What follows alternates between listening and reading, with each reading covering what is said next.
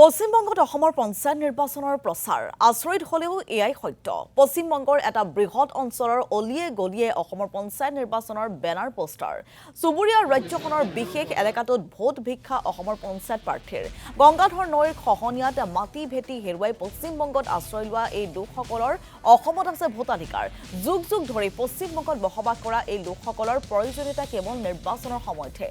অসমৰ ভোটাৰ হোৱাৰ বাবে এই লোকসকলে নাপায় পশ্চিমবংগ চৰকাৰৰ কোনো সুবিধা।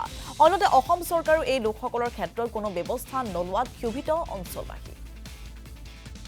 বহুত দিনৰ পৰা আমি এইটো প্ৰব্লেম ফেচ কৰি আছো। ইয়াত আমি বহুত দিন ধৰি আমি চৰকাৰক আমি নিউজৰ মাধ্যমে হোক বা কোনো এপ্লিকেশ্যনৰ মাধ্যমে হোক আমি এইটো চৰকাৰক জনাই আহি আছো। কিন্তু পৰিতাপৰ বিষয়টো হ'ল কিয় আমাক চৰকাৰে মানে কেৱল ইলেকশ্যনৰ সময়ত গুৰুত্ব দিয়ে, ইলেকশ্যনৰ পিছত গুৰুত্ব নিদিয়ে।